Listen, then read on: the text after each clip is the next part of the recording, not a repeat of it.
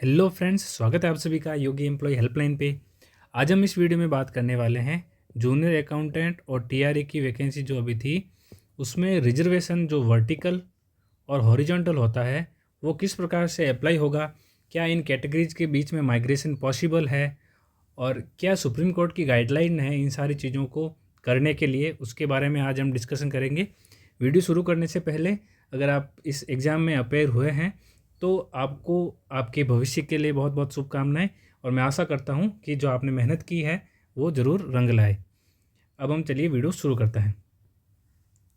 तो फ्रेंड्स, जो आज हम इस वीडियो में चर्चा करेंगे गाइडलाइंस को लेकर, वो सारी कहाँ से ली गई है उसके बारे में मैं आपको सोर्स बताना चाहूँगा कि जो 2020 में सुप्रीम कोर्ट का जजमेंट आया था, Saurabh Yadav versus state of Uttar Pradesh, ये यूपी का कोई केस था जो हाई कोर्ट से होके फिर सुप्रीम कोर्ट तक पहुंचा था।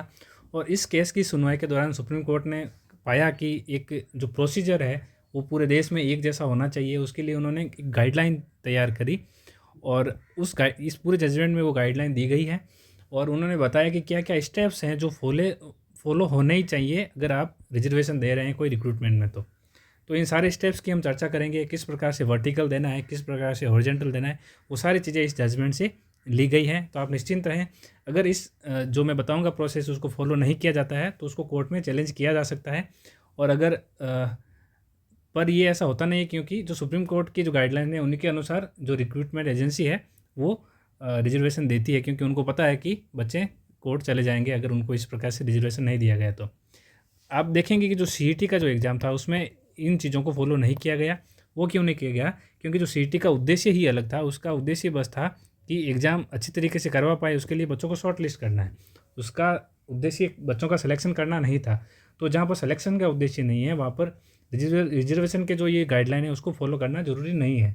उसमें बस उन्होंने ये किया कि जो कैटेगरी वाइज है उनको 15 गुना लिया, यानी कि जितनी सीटें थी उनका 15 गुना उन्होंने हर कैटेगरी में ले लिया। हॉरिजॉन्टल में भी उन्होंने ऐसा ही किया और उन्होंने बस ये कर दिया कि जो प्रत्येक कैटेगरी है उसको उसका रिप्रेजेंटेशन अच्छा सा मिल सके।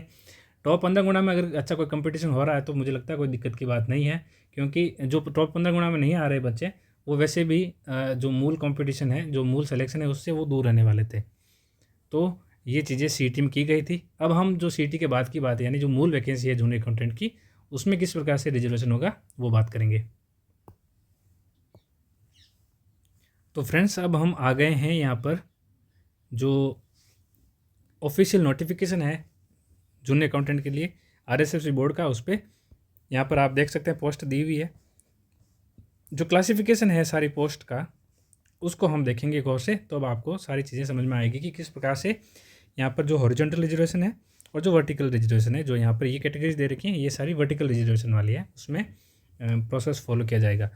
इस पूरे जो कॉन्सेप्ट है उसको समझाने से पहले मैं आपको कुछ जो बेसिक चीज़ें हैं वो आपको बताना चाहूँगा, जिससे आपको हेल्प मिलेगी इस पूरे कॉन्सेप्ट को समझने में।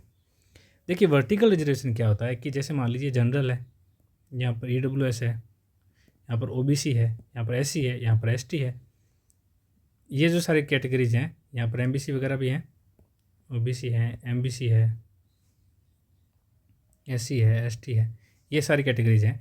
तो वर्टिकल का मतलब होता है ऐसे ऊर्ध्वाधर, यानी यहाँ से बच्चे माइग्रेट कर सकते हैं। कैसे? जैसे मान लीजिए जो यहाँ पर देखेंगे ना, जो ये ओपन कंपटीशन कहेंगे, इसको हम सामान्य कहने से आपको बचना चाहिए क्योंकि ये ओपन है, यहाँ पर ये सब कैटेगरीज के लिए ओपन है। और इसकी जो 1773 सीटें हैं टोटल सामान्य वर्ग की ओपन की, तो जब टॉप 1773 लोग सेलेक्ट किए जाएंगे तो उसमें हो सकता है ना एससी भी आ जाए, उसमें एसटी भी आ जाए, एमबीसी आ जाए, ओबीसी आ जाए, तो उसमें कोई भी हो सकता है। टॉप 1773 लोगों में उनकी कोई भी कैटेगरी हो सकती है। जैसे मान लीजिए एससी के 10 बंदे ऐसे थे जो जनरल में थे, यानी टॉप 1773 लोगों में थे, तो उनको जनरल में सेलेक्ट कर लिया जाएगा। तो अब जब 10 लोग एसटी के जनरल में सेलेक्ट हो गए तो क्या यहाँ से 10 सीटें कम हो गई है? नहीं, यहाँ पर उनको नए बच्चों को मौका मिलेगा 10, और ये जो ऊपर ओपन कंपटीशन में चले गए ये तो वहीं पे रहेंगे। यहाँ पर 10 नए लोगों को मौका मिल जाएगा। तो इस प्रकार से यहाँ पर जहाँ से वो आए हैं वहाँ पर भी बच्चों को नुकसान नहीं होगा और यहाँ पर भी सेलेक्ट हो गए। लेकिन जो ये कैटेगरीज दे रखी है यहाँ पे ऐसा नहीं है। यहाँ से अगर कोई बच्चा वहाँ सेलेक्ट हो जाता है तो ऐसा नहीं कि वहाँ पे पीछे की सीट खाली हो जाएगी, वो वहाँ पर ऐसा नहीं होगा। पहला कॉन्सेप्ट तो ये है। दूसरा कॉन्सेप्ट ये है कि जो रिजर्वेशन दिया जाता है वो हमेशा मिनिमम क्राइटेरिया के जाता है, मैक्सिमम का नहीं। इसका क्या मतलब है? इसका मतलब ये है कि जैसे हम महिलाओं की बात कर लेते हैं कि जो ओपन कंपटीशन है उसमें 355 तो महिलाएं लेनी है, तो ये मिनिमम संख्या है, ये मैक्सिमम संख्या नहीं है। इसका मतलब ये हुआ कि जैसे मान लीजिए टॉप 1773 लोगों को हमें देखना है। मान लीजिए ये जो टोटल वैकेंसी में मान लीजिए 17,000 लोगों ने वैकेंसी ये एग्ज़ाम दिया है, तो मार्क्स के आधार पर हम टॉप 1773 लोगों को जब देखेंगे ओपन में, क्योंकि इसमें कोई भी कैटेगरी हो सकती है, तो इनमें देखेंगे तो इनमें दो तरह की कंडीशन बन सकती है महिलाओं के लिए। महिलाओं के लिहाज से दो तरह की स्थिति बनेगी। पहली स्थिति ये होगी कि इसमें 355 महिलाएं सेलेक्ट हो जाए, यानी 300 या तो 355 या 355 से अधिक। मान लीजिए टॉप की 1773 लोगों में 500 महिलाएं थी, तो क्या बाकी को बाहर कर लिया जाएगा? क्योंकि यहाँ पर मिनिमम दे रखा है, तो बाहर नहीं किया जाएगा। मैक्सिमम की कोई सीलिंग लिमिट नहीं होती है। ये भी तो हो सकता है ना कि 1773 ही सारी महिलाएं हों, टॉप 1773 मार्क्स वाले जो लोग हैं उनमें सारी महिलाएं ही हों, तो क्या 355 महिलाओं को ही लिया जाएगा, बाकी को बाहर कर दिया जाएगा? नहीं। सरकार ने मेल्स को कोई आरक्षण नहीं दिया है, लेकिन फीमेल्स के लिए मैक्सिमम लिमिट भी तो नहीं रखी उन्होंने। अगर सारी महिलाएं हैं टॉप में 1773 ही, तो सारी महिलाएं सेलेक्ट हो जाएंगी। और अगर दूसरा केस बनता है, यानी कि केवल 200 महिलाएं सेलेक्ट हो पा रही हैं ऊपर की 1773 लोगों में, तब क्या होगा? तब यहाँ पर ये नियम काम आएगा कि आपको हमने वादा किया था कि 355 तो आपको लेंगे ही, तो अब जो पीछे बच गए हैं 155, इन 155 महिलाओं के लिए और नीचे जाना पड़ेगा मेरिट में, और 155 महिलाओं को सेलेक्ट करना पड़ेगा अलग से, और फिर उन 155 महिलाओं में जो लास्ट महिला होगी उनके जो मार्क्स होंगे वो कट ऑफ मार्क हो जाएंगे महिला के लिए। तो इस प्रकार से मेल और फीमेल की जो कट ऑफ है वो अलग अलग रह जाएगी। लेकिन इस कंडीशन में जबकि जो उनका फुलफिल हो रहा है जब क्राइटेरिया की टॉप 1773 में 355 आ चुकी है महिलाएं, तो फिर अलग से फीमेल को कोई नहीं दिया जाएगा रिजर्वेशन, क्योंकि वो उसमें उनका रिप्रेजेंटेशन हो चुका है। तो उस केस में मेल और फीमेल की कट ऑफ सेम रह जाती है। तो अब हम इस पूरे मामले को शुरू से शुरू करते हैं और समझने का प्रयास करते हैं कि किस प्रकार से मेरिट लिस्ट बनती है। उससे पहले आपको एक और चीज़ समझ लेनी है कि जो इस टेबल में जो सीट्स दी हुई हैं वो इसमें पहले से ही इंक्लूड है, यानी कि ये सीटें अलग से नहीं हैं, ये इसी में इंक्लूड हैं। और ये किस प्रकार से इनको फिलअप किया जाएगा वो आपको आगे समझ में आ जाएगा। तो अब चलिए हम शुरू करते हैं पूरा प्रोसेस। तो पहला स्टेप होता है किसी भी वैकेंसी में, वो ये होता है कि उनको एक बनानी पड़ती है master merit list. Master merit list क्या होती है? मास्टर मेरिट लिस्ट में सिंपली जो कैंडिडेट्स जिन्होंने एग्ज़ाम दिया है उनको मार्क्स के घटते हुए क्रम में, यानी कि अवरोही क्रम में जमा दिया जाता है। कैसे? जैसे मान लीजिए जूनियर अकाउंटेंट में टोटल 70,000 लोग अपीयर हुए हों।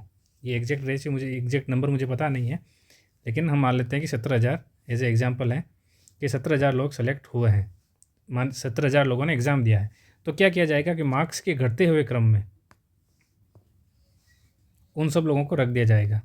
अब जैसे मान लीजिए हम नीचे चलते हैं और ये पूरी लिस्ट बनी हुई है, मान लीजिए 70,000 लोगों की मार्क्स के घटते हुए क्रम में। अब सबसे पहला काम क्या होगा कि सबसे पहले सामान्य की सीटों को भरा जाएगा। सामान्य मतलब ओपन कंपटीशन, इसमें किसी भी कैटेगरी को नहीं देखा जाता सेलेक्ट करते समय। कैसे? मान लीजिए टोटल ओपन की सीटें कितनी हैं? 1773। तो यहाँ से हम गिनना चालू करेंगे। जो ये लिस्ट बनी हुई है मार्क्स के घटते हुए क्रम में, उसमें मान लीजिए 1773 लोग यहाँ पे पूरे होते हैं। ये लास्ट बंदा है यहाँ पे मैं आपको बता रहा हूँ, यहाँ से 1773 लोग हो जाते हैं और ये लास्ट हुआ 1773 वाला बंदा है। अब जो ये लिस्ट है 1773 लोगों की, यानी टॉप के 1773 में, उनको सबसे पहले अलग किया जाएगा और उसमें ये देखा जाएगा सबसे पहले कि जो महिलाएं दे रखी हैं यहाँ पर 355, 141 विधवाएँ और 35 परित्यक्ताएँ, क्या इनको यहाँ पर बराबर रिप्रेजेंटेशन मिला है? मेरे कहने का मतलब ये है कि जो टॉप के 1773 लोग थे, क्या उनमें 355 महिलाएं हैं? अगर 355 महिलाएं हैं तब क्या होगा? उस कंडीशन में फीमेल्स की कट ऑफ अलग से नहीं जाएगी, यानी कि अब जितना मिनिमम वादा किया था सरकार ने उनको सिलेक्ट करने का, उतनी तो वो सिलेक्ट हो चुकी हैं, तो फिर अब अलग से और महिलाएं सेलेक्ट करने की ज़रूरत नहीं है। तो ऐसी स्थिति में मेल और फीमेल्स की जो कट ऑफ मार्क्स हैं वो सेम रहेंगे। लेकिन अगर ऐसी स्थिति बनती है कि जो महिलाएं हैं वो कम है, यानी कि जो टॉप की 773 लोगों ने हमें अभी सेलेक्ट किया है उसमें से केवल 200 महिलाएं हैं, अभी भी 155 महिलाएं कम पड़ रही हैं, तब उनको क्या किया जाएगा कि अब यहाँ पर जो हमने देख लिया था इससे भी अब नीचे जाना पड़ेगा इनको सेलेक्ट करने के लिए। जैसे मान लीजिए यहाँ पर महिला है, यहाँ पर महिला है, वापस नीचे और महिला है कहीं पे, यहाँ पर महिला है, यहाँ पर भी दूसरी कैटेगरी नहीं देखी जाएगी क्योंकि अभी तक हम ओपन कैटेगरी को ही भर रहे हैं, तो केवल फीमेल्स देखी जाएंगी। तो जैसे मान लीजिए यहाँ पर आके 155 महिलाएं भी पूरी हो जाती हैं, यानी यहाँ पर आके 355 महिलाएं अब उनको मिल चुकी है जो कम पढ़ रही थी। तो जो मेल का कट ऑफ तो वहीं रह जाएगा, लेकिन फीमेल का कट ऑफ है वो यहाँ पे आके रुकेगा, नीचे आ जाएगा। तो इस प्रकार से मेल और फीमेल की कट ऑफ मार्क्स अलग अलग हो जाएंगे। अब आप यहाँ पर एक चीज़ सोचेंगे कि जैसे मान लीजिए 155 जब यहाँ पर महिलाएं सेलेक्ट हुई है और यहाँ पर 773 तो पहले हो चुके थे, तो क्या इसमें जोड़ दिया जाएगा इनको? नहीं, क्योंकि सरकार ने मेल्स को कोई आरक्षण नहीं दिया है, केवल फीमेल्स को दिया है। तो यहाँ पर जो 155 एक्स्ट्रा महिलाएं सेलेक्ट हुई है उनको कंपनसेट करने के लिए 155 जो मेल्स हैं उनको यहाँ से बाहर निकाल दिया जाएगा।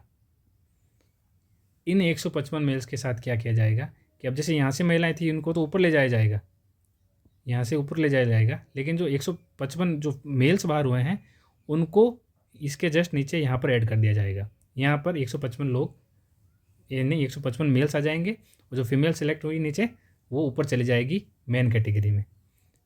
अब आप देखेंगे ऐसा कैसा विधवाओं के साथ भी होगा, यानी 141 विधवाएं हैं तो ठीक है, उनकी अलग से मेरिट निकालने की जरूरत नहीं है। लेकिन अगर 141 विधवाएं नहीं है तो फिर आपको और नीचे जाके उन विधवाओं को ऊपर लाना पड़ेगा, फिर से मेल्स को बाहर निकालना पड़ेगा।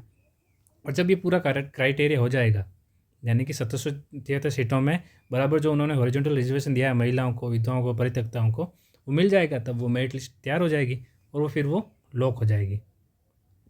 ये लॉक मेरिट लिस्ट एक बार और खुलेगी, वो कब खुलेगी वो मैं आपको बाद में बताऊंगा, क्योंकि अभी ये वाला हॉरिजॉन्टल रिजर्वेशन बाकी है।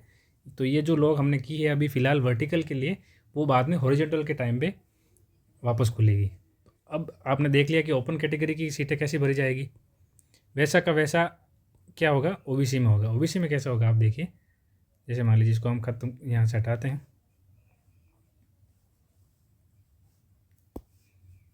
अब आपने ये देखा कि यहाँ पर आके यहाँ पर तो महिलाएं थी वो ऊपर जा चुकी हैं जो भी सिलेक्ट हुई थी, और यहाँ पर इनको यहाँ से लिस्ट से हटा दिया गया है, और जो ऊपर से जो भी बंदे बाहर हुए थे यानी मेल्स जो बाहर हुए थे उनको यहाँ पर नया ऐड कर लिया गया है लिस्ट में सबसे ऊपर, क्योंकि ये ऊपर से आए हैं नीचे की तरफ और जो बाहर हो गए थे पहले।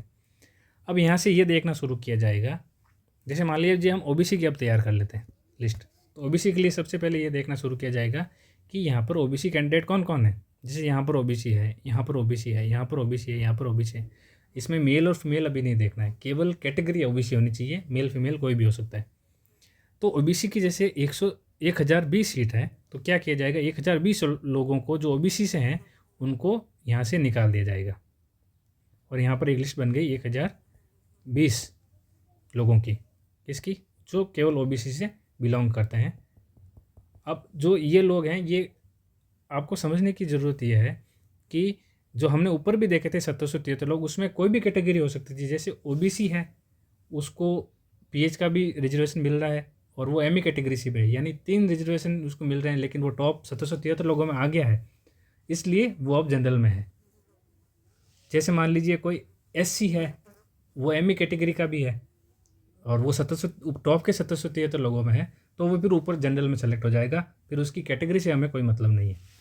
वैसे यहाँ ओबीसी में भी होगा, यानी यहाँ पर जैसे मान लीजिए ये जो ओबीसी वाला है ये ओबीसी है और एमई कैटेगरी से भी है, पर जब ओबीसी की लिस्ट बनेगी जो टॉप के 1020 लोग सेलेक्ट होंगे उसमें अगर ये आ रहा है तो इसमें ये आ जाएगा यहाँ पर, ठीक है। अब जब ये लिस्ट बन जाएगी पूरी, तब क्या देखा जाएगा, फीमेल्स के लिए रिजर्वेशन जो मैंने पहले बताया था ओपन कैटेगरी के लिए, वैसे का वैसे सेम प्रोसेस यहाँ पर फॉलो किया जाएगा। यानी कि 205 अगर सामान्य महिलाएं हैं इस लिस्ट में जो हमने तैयार करी है तब तो ठीक है, तब मेल और फीमेल की जो मेरिट लिस्ट जो कट ऑफ मार्क्स है वो सेम हो जाएंगे। लेकिन अगर 205 महिलाएं नहीं हैं तो क्या कहा जाएगा कि इस जो मेरिट है यहाँ पर उसको और नीचे जाना पड़ेगा, यानी जो कम पढ़ रही हैं महिलाएं, मान लीजिए 205 में से 150 ही हुई, तो जो 55 महिलाएं बच गई हैं उनको सेलेक्ट करने के लिए यहाँ नीचे और जाएंगे और फिर इन महिलाओं को ऊपर लिया जाएगा यहाँ पर, और जो मेल्स यहाँ पर होंगे जो महिलाओं की वजह से नीचे आ जाएंगे और वो उसके नीचे ऐड कर लिए जाएंगे और ऊपर की जो मेरिट है उससे बाहर हो जाएंगे।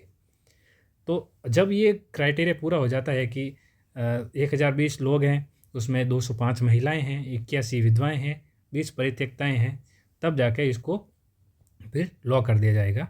और ये जब वापस कब खुलेगी, जब इनको हॉरिजॉन्टल रिजर्वेशन में वापस लाया जाएगा, डाला जाएगा, यानी हॉरिजॉन्टल रिजर्वेशन जब दिया जाएगा तब ये वापस एक बार खोली जाएगी लिस्ट को। अब आपको ये तो समझ में आ गया कि वर्टिकल रिजर्वेशन में महिलाओं को कैसे सिलेक्ट किया जा रहा है और वर्टिकल रिजर्वेशन कैसे दिया जा रहा है।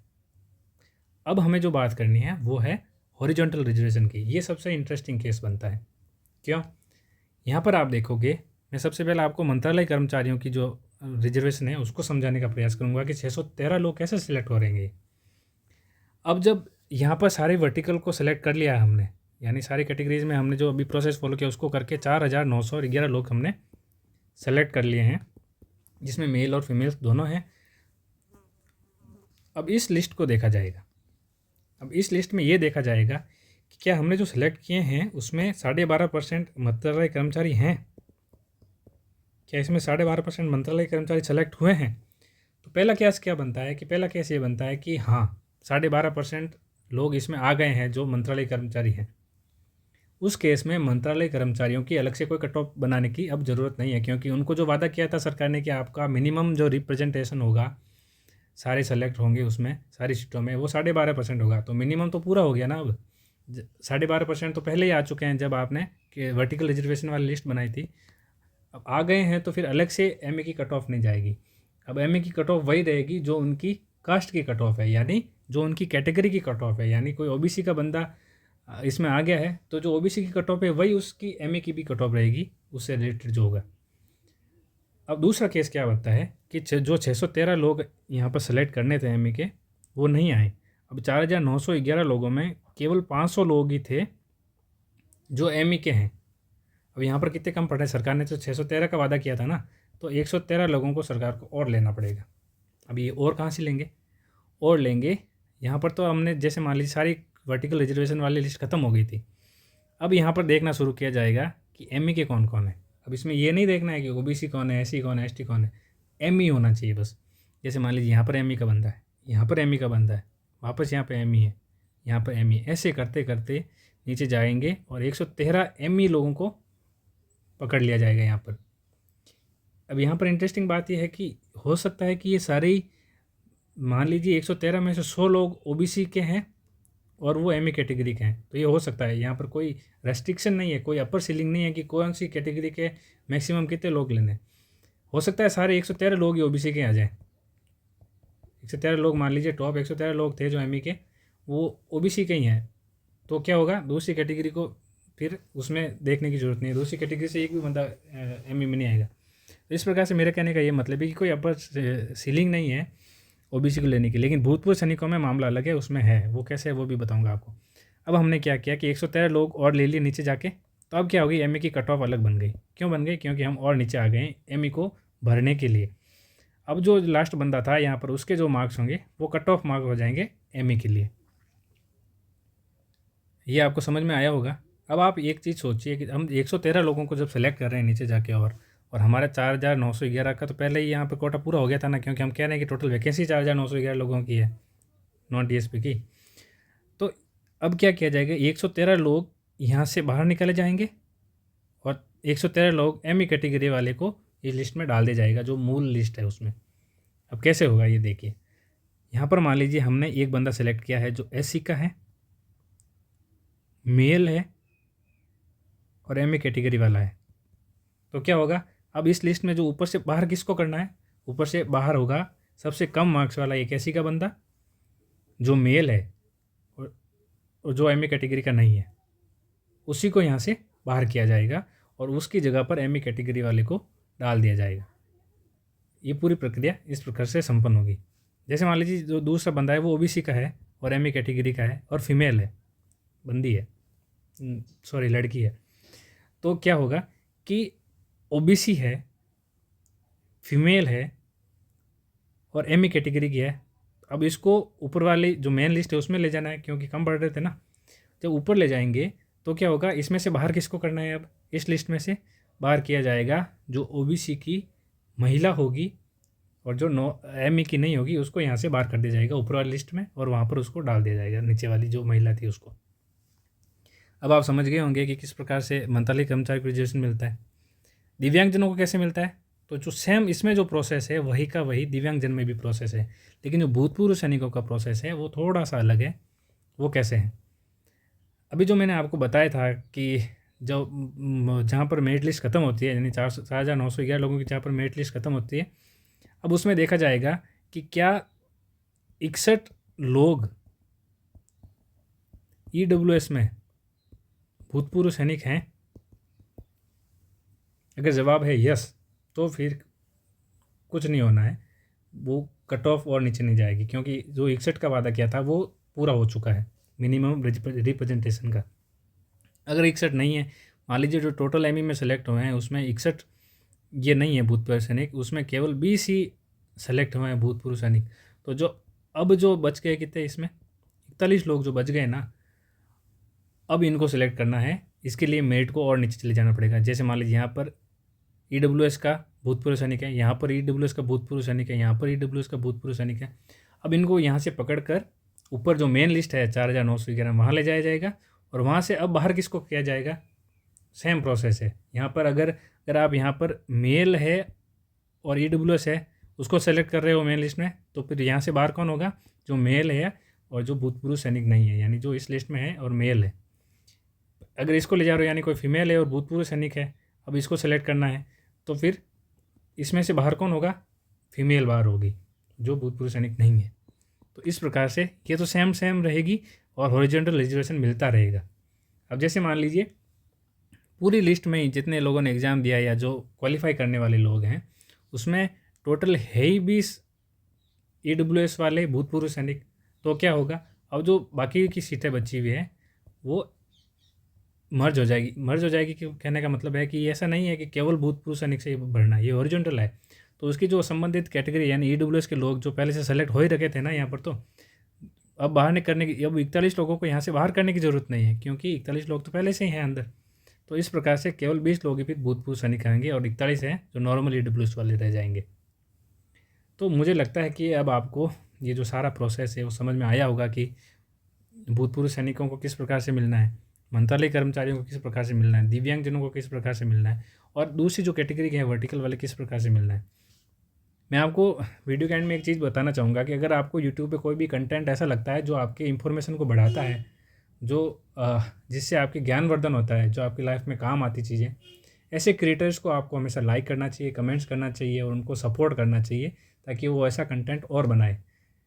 नहीं तो क्या होगा, अगर आप केवल मनोरंजन वाली चीज़ों को लाइक करते रहेंगे तो यूट्यूब भी एक दिन टिकटॉक बन के रह जाएगा। उसमें आपको कोई नई ऐसी चीज़ें नहीं मिलेंगी जिससे आपका ज्ञानवर्धन हो सके।